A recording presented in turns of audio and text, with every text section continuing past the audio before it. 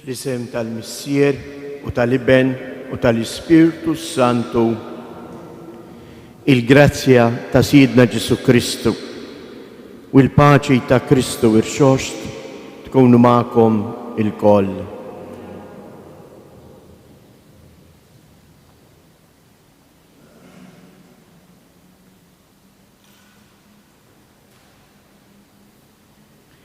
Il-lampa li qiegħda tinxtel tfakkarna li aħna rċevejna id-dawl ta' Kristu biex inkunu dawl għal xulxin. Kif ukoll qiegħda tfakkarna fid-dmir tagħna llum biex nitolbu skont l-intenzjoni tal-Papa.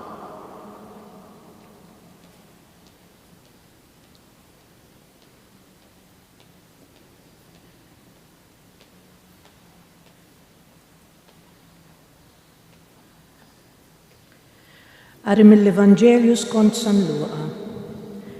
Imbagħad għalilhom parabola biex jurihom li għandhom dejjem jitolbu bla ma jaqtaw. Għalilhom, kien hemm f'belt wieħed imħallef li la kien jibża minn Alla u lanqas iħabbel rasu minn ħadd. F'dik il-belt kien hemm waħda armla u kienet tmur għandu u tgħidlu: għamilli ħaq kontra l-għadu tiegħi. U ma rridx u dam ħafna hekk. Iżda mbagħad bejnu u bejn ruħu qal: mhux għax nibża minn Alla jew issa nħabbel rasi min-nies, imma għall-inqas għax din l-armla dejqitni. Ħanamlilha ħaq biex ma tibqax ġejja u sejra sa ma tifnini. U l-mulej qal: isimgħu ftit x'jgħid l-imħallef il-ħażin. Imbagħad Alla lil magħżulin tiegħu li jgħidulu lejl u nar sejjer ma jagħmlilhomx ħaq. Se joqgħod itawwal magħhom, jien ngħidilkom li malajr jagħmlilhom ħaq. Imma taħsbu intom li bin il-bniedem se jsib il-fidi fuq l-art meta jiġi? Il-kelma tal-mulej.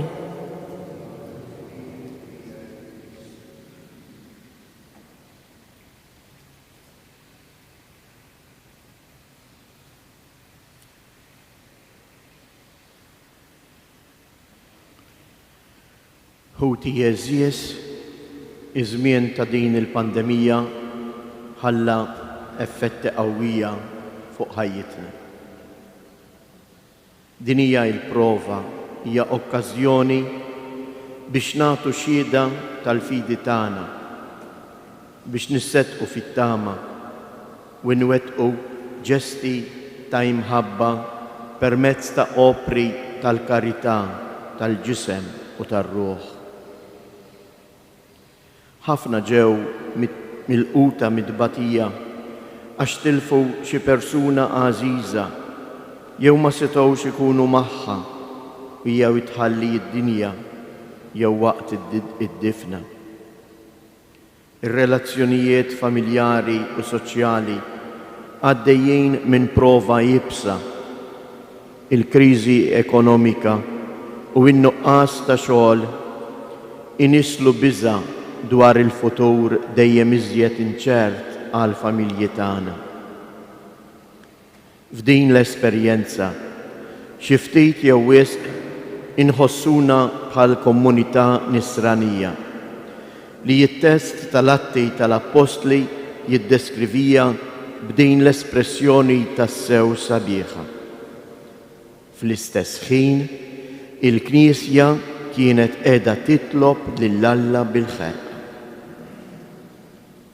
Ejjew aħna wkoll ninaqdu flimkien biex nitolbu bil-ħerqa u nollu quddiem Alla it-talb tagħna ħalli jagħti widen għal dak li qed nitolbuh.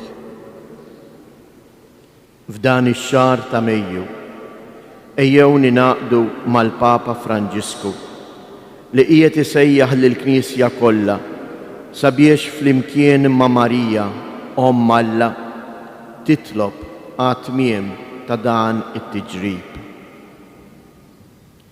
Il-lampa li għadna kemm xelna tfakkar lilna l-koll li aħna ġejna imsejħin biex nitolbu għat-tmiem tal-pandemija U b'mod partikolari, it-talb tagħna ta' dan il-jum għandu jkun skont l-intenzjoni tal-Papa Franċisku li qiegħed jitlobna biex illum nitolbu għan-nisa li qegħdin iġorru f'ġufhom xi tarbija u għat-trabi ta' twelid. Nitlobkom biex tisru f'dan is-santwarju għażejs tal-Madonna ta' Pinu u nistiednu lil dawk li ma jistgħux ikunu preżenti biex tul din il-ġurnata jingħaqdu magħna fit-talb minn djarhom, mill-postijiet tax-xogħol u mill-komunitajiet parrokjali mifruxa f'pajjiżna. Ejjew għalhekk induru u nitfgħu ħarsitna fuq Omna Marija u flimkien nitolbuha u ngħidula. Taħt il-ħarsien tiegħek nistkennu Om Qaddisa ta' Alla. La twarrabx minn quddiemek it-talb li nagħmlulek fi ħtiġijietna u eħlisna dejjem minn kull tiġrib, o Verġni glorjuża u imbierka. Imkien ngħidu it-tliet Ava Marijiet li minn dan il-kwadru Omna Marija talbitna biex kull jum ngħidu. Sliema għalik Marija, bil-grazzja mimlija il-mulej miegħek. Imbierka inti fost in-nisa, imbierek il-frott tal-ġuf tiegħek Ġesu. Qaddisa Marija Omm Alla, itlob għalina mid-imbin, issa u fis-sija tal-mewtana. Amen. Sliema għalik Marija, bil-grazzja mimlija il-mulej miegħek. Imbierka inti fost in-nisa, imbierek il-frott tal-ġuf tiegħek Ġesu. Qaddisa Marija Omm Alla, itlob għalina mid-imbin, issa u fis-sija tal-mewtana. Amen. Sliema għalik Marija, bil-grazzja mimlija l-mulej miegħek. Imbierka inti fost in-nisa, imbierek il-frott tal-ġuf tiegħek Ġesu. Qaddisa Marija Omm Alla, itlob għalina mid-imbin, issa u fis-sija tal-mewtana. Amen. Madonna ta' Pinu, Sultana tal-familja, ħarstek fuqna dejjem.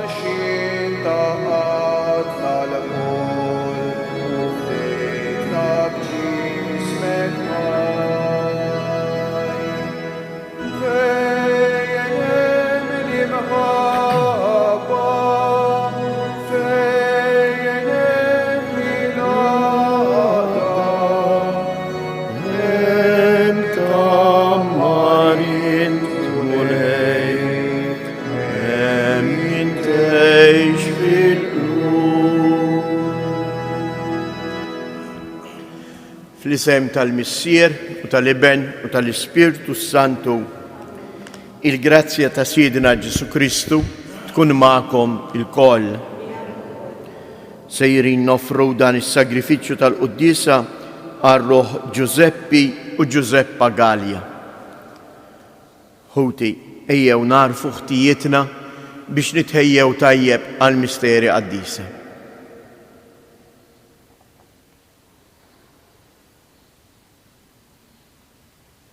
Mulej ħniena, Kristu ħniena, mulej ħniena. Iħenna lina Alla li jista' kollox jaħfrilna dnubietna u jwassalna għal ħajja ta' dejjem. Nitolbu. U Alla, bil-qawmien ta' Kristu mill-imwiet, inti ġeddidna għal ħajja ta' dejjem. Qawwi lil poplu tiegħek fil-fidi u t-tama biex nemnu u b'qalb qawwija lil dak kollu li inti wetna għati seħħ bibnek Ġesu Kristu Sidna li hu Alla u li miegħek jgħix wisaltan flimkien mal-Ispirtu Santu għal dejjem ta' dejjem.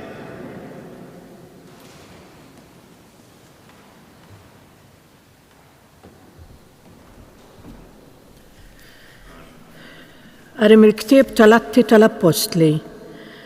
F'dak iż-żmien waslu fl-Istra xi lut minn Antjokja u minn Ikonju li rnexxielhom idawru n-nies għal magħhom. Qabdu jħaġġru lil Pawlu kaxkruh il-barra mill-belt għax ħasbuh mejjed. Imma xi dixxiepli daru miegħu u hu qam fuq riġlejh u daħal il-belt. L-għada telaq ma' Barnaba u mar Derbi. U ma xandru l-Evanġelju f'dik il-belt u għamlu ħafna dixxiepli. Fi triqthom lura għaddew minn Listra, Ikonju u Antjokja, jagħmlu l-qalb lid-dixxiepli u jħeġġuhom biex jibqgħu fil-fidi. Għaliex kif kienu jgħidulhom jeħtieġilna imbagħtu ħafna biex nidħlu fis-saltna ta' Alla. Għamlulhom ukoll presbiteri f'kull knisja u bit-talb u s-sawm ħallewhom f'idejn il-mulej li fih kienu emnu. Imbagħad għaddew minn Pisidja u ġew fil-Panfila. Wara li xandru l-kelma f'Perġe niżlu Atalija, minn hemm marru bil-baħar lejn Antjokja, mnejn kienu batuhom u rrakkomandawhom f'idejn il-grazzja ta' Alla għax-xogħol li temmew. Meta waslu, laqgħu il-membri tal-Knisja u għadu jarfuhom b'dak kollu li Alla għamel magħhom u wrewhom kif fetaħ il-bieb tal-fidi għall-pagani. Hemm għadu għal ftit żmien sewwa mad-dixxiepli. Il-kelma tal-mulej. Alleluja, alleluja, alleluja. Kull ma għamilt irodlok ħajr mulej, iberkuk il-ħbib tijek kolla, is-sebħ tas-saltna tijek ixandru fuq is-seta tijek jitkellmu. Alleluja, alleluja, alleluja. Biex jarfu li l-bniedem il-qawwa tijek u s-sebħ u l-ġmil tas-saltna tijek, saltnatek i saltna żminijiet kollha minn nisel għal nisel il-ħakma tijek. Alleluja, alleluja, alleluja. Tifħir il-mulej ixandar fommi u jbirek kulħadd l-isem qaddis tiegħu għal dejjem ta' dejjem. Alleluja, alleluja, alleluja. Alleluja, alleluja. Il-Messija ibati u fit-tielet jum iqum mill-imwiet u hekk jidħol fil-glorja tiegħu. Alleluja.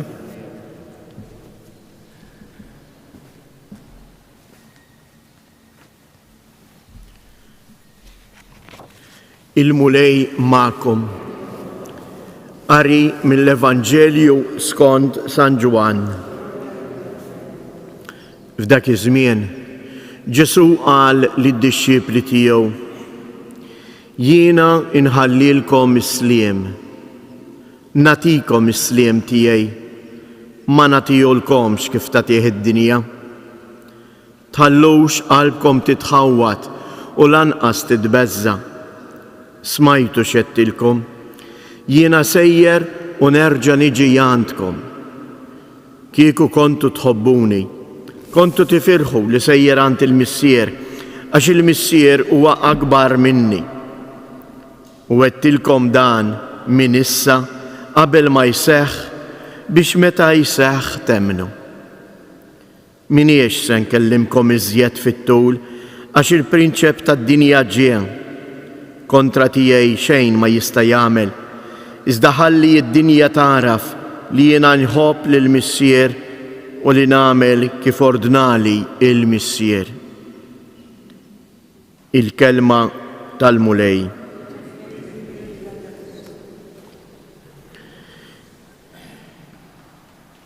Din il-kelma ta' Ġesu dal-għodu eżjes għandha timlina bil-ferħ. Għaliex l-ewwel qabel kollox turi kemm Ġesu jaf tajjeb minn dak kollu li aħna ngħaddu.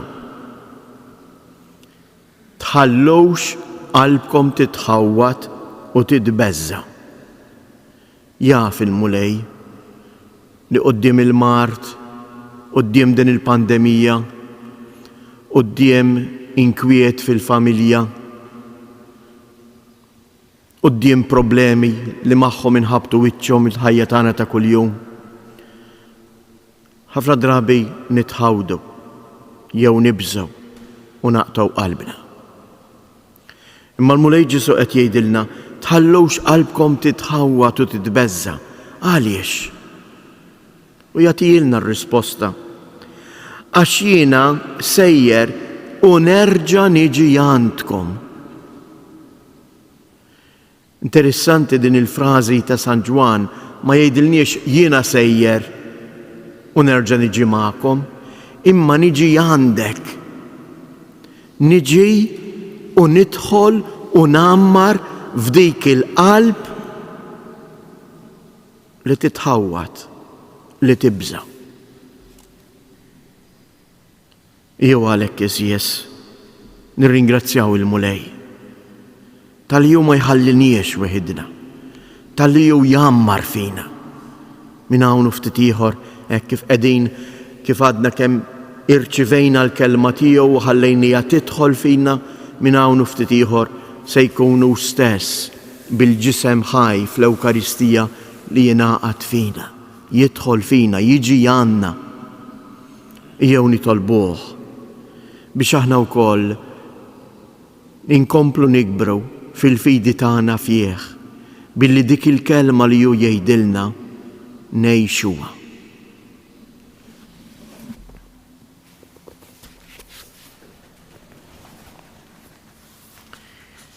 Nitolbu lill-Alla l-missierna biex nilqgħu id-don tal-paċi ta' ibnu. Ngħidu flimkien mulej għati il-faraġ u s-sliem lill-Knisja tiegħek. Nitolbu mulej għati il-faraġ u s-sliem lill-Knisja tiegħek. Għad-don tal-għaqda fl-imħabba fost dawk kollha li jemmnu fi Kristu. Nitolbu mulej għati il-faraġ u s-sliem lill-Knisja tiegħek.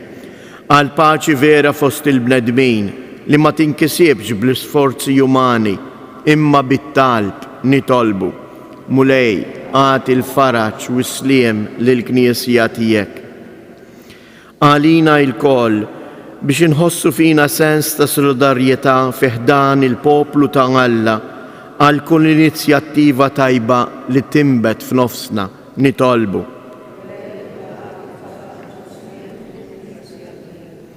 minn dan is-santwarju għażiż ta' Ommok Marija, nitolbuk biex inti tbierek u ssaħħaħ il-familji tagħna bil-preżenza tiegħek. Għati l-għajnuna meħtieġa lill-morda u lil dawk kollha li jduru bihom. Nitolbu mulej għati il-faraġ u s-sliem lill-Knisja tiegħek.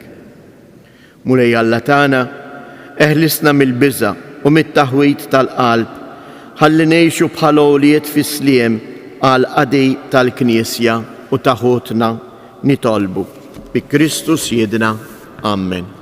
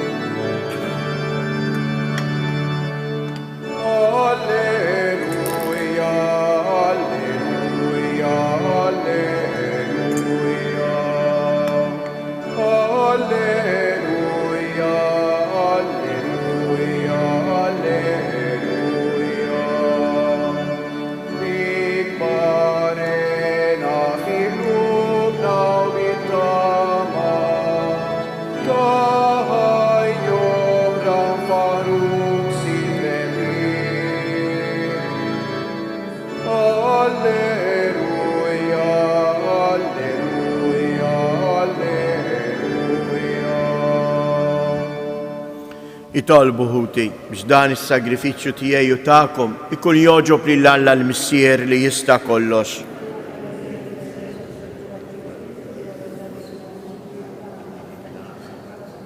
Il-qamu lej l-offerta tal-Knisja ferħana u għatija li tgawdi Elena ta' dejjem int li tant għamilt magħna biex tifraħ bi Kristu Sidna. Il-mulej ma'kom, nerfgħu qlubna il fuq, niżżuħajr lil-mulej Alla tagħna. Sewwa u xieraq tas-sew mulej tajjeb u taġi tas-salvazzjoni tagħna li dejjem nistqarru l-glorja tiegħek iżda ferħa kbar jinxandruha f'dan iż-żmien li fih ġie sagrifikat Kristu il-ħaruf tal-għid tagħna. U bl-offerta tal-ġisem tiegħu fis-sagrifiċċju veru tas-salib temm is-sagrifiċċji kollha ta' qabel. U waqt li jintelaq f'idejk għas-salvazzjoni tagħna sar għalina il-qassis, l-artal u l-ħaruf. Għalhekk, f'dan il-ferħ tal-għid imxerret ma' kullimkien fid-dinja, il-bnedmin kollha jimtlew bil-għena, mal-qawwiet tas-sema u s-sitat tal-anġli jinżġu l-innu tal-glorja tiegħek u bla għeda itennulek. Għaddejs, għaddejs, għaddejs, mulej Alla tal-eżerċiti, ismewwitu l-art mimlija bil-glorja tiegħek, osanna fl-ola ta' smewiet, imbirek minn ġej fisem il-mulej, osanna fil-oli ta' smewiet. Għaddejs ta' sewint mulej, inti lajn ta' kull dusija. Għaddis għalek nitolbuk dawn l-offerti bil-barka tal-Ispirtu tiegħek biex isiru għalina il-ġisem u id-dem ta' Sidna Ġesu Kristu. Li meta kien se jingħata biex mirrajħ ibati ħal ħobs, radd il-ħajr qasam tal id-dixxipli tiegħu u qal: ħudu u kulu il-kol minn dan, għax dan huwa ġismi li jingħata għalikom.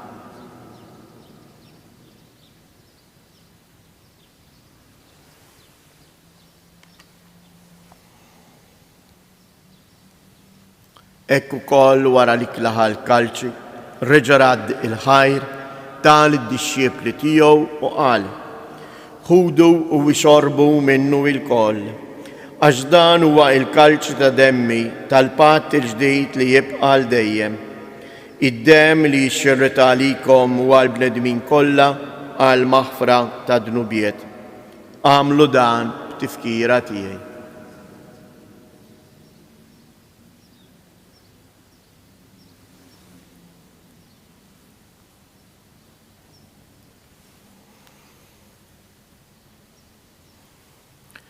Danu il-misteru tal-fidi, inħabbru l-mew tiegħek mulej, inxandru bil-ferħ il-qawmien tiegħek, nistennewk sa ma tiġi fil-glorja. Għalhekk aħna nagħmlu dan tifkira tal-mewt u l-qawmien ta' Sidna Ġesu Kristu, nofrulek mulej il-ħobs tal-ħajja u l-kalċi tas-salvazzjoni, u inroddulek ħajr għalli xoġbok tilqana hawn quddiemek biex naqduk. U miċċo kontana nitolbu lill-Ispirtu Santu jaqadna f'ġisem wieħed lilna li nieħdu sem mill-ġisem u id-dem ta' Kristu. Ftakar mulej fil-Knisja tiegħek imxerda mad-dinja kollha, u taf l-imħabba fl-imkien mal-Papa Franġisku, mal-isqof tagħna Anton, mal-isqfijiet u mal-ministri tiegħek kollha. Ftakar ukoll fħutna li raqdu bit-tama tal-qawmien. Ftakar fil-mejtin kollha, daħħalhom quddiemek fid-dawl tas-sebħ tiegħek. Ħenna lina il-koll nitolbuk Għati lilna wkoll il-wirt tal-ħajja ta' dejjem flimkien mal-Verġni mqazzhom Malla Marija, ma' San Giuseppe, l-Apostli u l-Qaddisin kollha li jgħixu fil-ħbiberija tiegħek sa mill-bidu tad-dinja. Għamel li magħhom infaħruk u nsebħuk b'Ġesu Kristu ibnek. Bi Kristu, ma' Kristu u fi Kristu. Jingħata lilek Alla Missier li tista' kollox, flimkien mal-Ispirtu Santu kull ġieħ u glorja għal dejjem ta' dejjem. Ejjew nitolbu kif għallimna u ridna nagħmlu liben Alla għas-salvazzjoni tagħna. Missierna li jintej fis-smawiet, jitqaddes ismek, tiġi saltnatek, ikun it-tritjent kif is-sema hekk fl-art.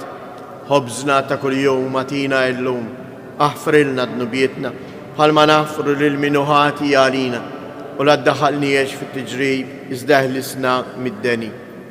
Eħlisna nitolbuk mulej minn kull deni. Atina fit-tieba u l-ħnina tiegħek il-paċi fi żmienna biex inkunu ħielsa dejjem mid-dnub u imħarsa minn kull inkwiet. Aħna u nistennew u nittamaw ilejna u l-miġja tas-Salvatur tagħna Ġesu Kristu.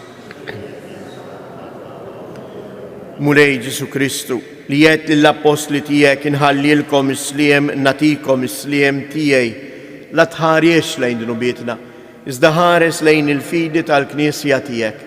Għatija sliem u laqda li jien trid fija, int li tgħix wis-saltan għal dejjem ta' dejjem. Il-paċi tal-mulej tkun dejjem magħkom. Għatu l-paċi lil xulxin.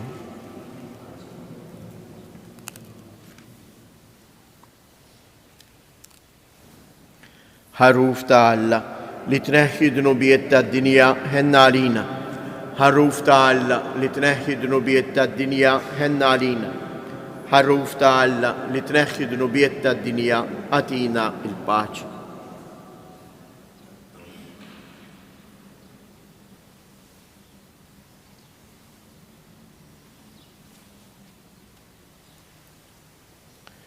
Danu il-ħaruf ta' Alla, danu li jneħħi id-dnubiet tad-dinja, ħejn jindawk li huma mistiedna għall-ikla tal-ħaruf. Mulej ma jisħolix tħol taħt is-saf tiegħi, iżdejt kelma waħda u ruħi tkun infejda. Il-ġisem ta' Kristu.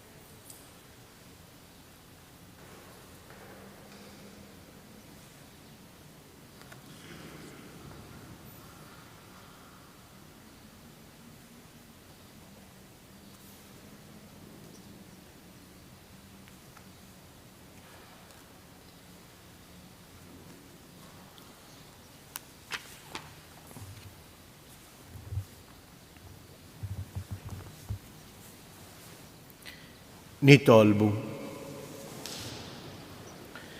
Fit-tieba tiegħek mulej ħares lejn il-poplu tiegħek u bħalma oġbok iġġeddu bil-misteri tal-ħajja ta' dejjem għatih ukoll li jasal fil-qawmien mill-imwiet b'ġisem imsebbaħ mid-nuqqas ta' taħsir bi Kristu Siedna.